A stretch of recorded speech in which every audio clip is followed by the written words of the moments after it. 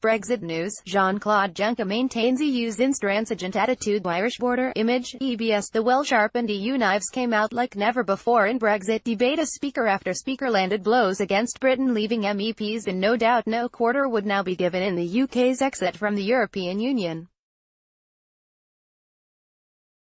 MEPs were gathered in the European Parliament in Strasbourg, for their monthly migration to the French city, to discuss the EU's preparation for the upcoming European Council summit October. The tone of the debate was set by arch-federalist Guy Verhofstadt, who raged against Britain, almost screaming the EU would never compromise on anything for anyone. The Parliament's Brexit negotiator urged the EU 27 to remain united against Britain ahead of the upcoming October European Council summit and ranted, "We will never do anything that would undermine the principles of our union. Never." He took a swipe at Theresa May's divided Conservative Party and added, "We will never undermine our principles to save Tories. We will not trample on our project to rescue a party that is deeply divided and apparently not capable to find a common line to exit the mess of Brexit." Lesser-known Belgian MEP Philippe Lamberts joined the Britain-bashing rhetoric and said, "Britain cannot be a global power without being in the EU." The mood was matched by European Commission President Jean-Claude Juncker, who warned Mrs May the EU was not ready to move on its Irish border position after reports emerged about a possible climb down by the Prime Minister. The European Commission President insisted the EU will remain to put Ireland first, despite British concerns that the bloc's only view from Republicans' point of view when attempting to solve Brexit's most contentious issue. Mr Juncker told MEPs, "When it comes to the border between the Republic of Ireland and Northern Ireland, we are sticking to the point of view that we have expressed so many times, Ireland first, over and over again." Senior EU figures have told Mrs May to work up a solution to avoid a hardening of the Irish border, while the Prime Minister insists she could never accept their only offer, which effectively keeps Northern Ireland locked into the bloc's customs regime. As the thorny issue continues to increase the possibility of a no-deal, Mr Juncker warned Brexiteers pushing a no-deal divorce that they are unaware of the issues that it will cause. He said, "We want a deal. Those who think a no-deal will be the best solution are not aware of the difficulties if such a scenario would imply. In order to solve the Irish border, Mrs May is preparing to offer to keep Britain in the customs union to ensure the smooth flow of goods across the border." The Prime Minister hopes her willingness to restrict Britain's trading future will unblock the deadlocked talks ahead of the October European Council summit.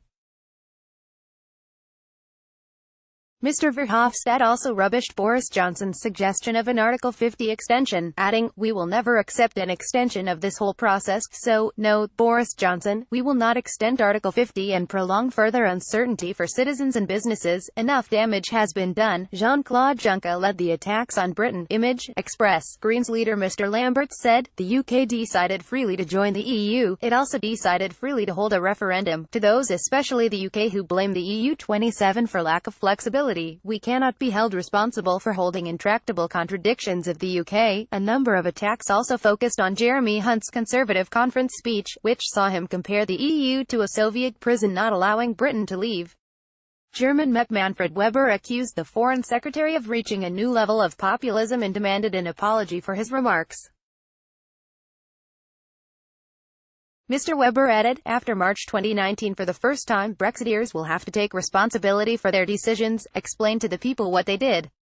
They won't be able to blame Brussels anymore." Marek Jurek, MEP for Poland, said he was surprised that what Mr Hunt said had caused so much unsettlement. He added, "I'm referring to Jeremy Hunt, who compared the EU with the Soviet Union. I am against such comparisons, but we need to maintain high standards in the EU. Mr Verhofstadt doesn't like it when people don't listen to him, but he's not here now, and he made such a comparison." He said Mr Orban was acting as Herr Goebbels used to act and no one reacted. "I'm most unsettled that, in this debate, it's said that xenophobia has been appeased." Former UKIP leader Nigel Farage was one of few MEPs to come to Mr Hunt's defence. He said, "For a decade here I've noticed the centralizing authoritarian tone began to sound very like the old Soviet Union, the concept of limited sovereignty of individual nation-states. We've shifted the debate. German MEP Elmar Brok, who also sits on Parliament's Brexit steering group, accused the Prime Minister of not being democratically elected. In an outrageous outburst, he said Mrs. May only clings to power after kissing the Queen's ring. His comments provoked an angry response from Irish MEP Ming Flanagan, who insisted Mr. Brok was doing nothing to help the tense Brexit talks. Northern Irish MEP Diane Dodds also fought back against a string of Brussels attacks on the UK, branding their Irish backstop offer offensive. She said, "The idea as proposed in the backstop that would allow Northern Ireland to become some sort of semi-detached part of the UK is both offensive and outrageous. Protecting the constitutional and economic integrity of the UK is a red line that cannot be broken or bent. I say to the EU as well as my own government that when it comes to the stability of the UK and the security of Northern Ireland's place in it, mark my words, we are not bluffing."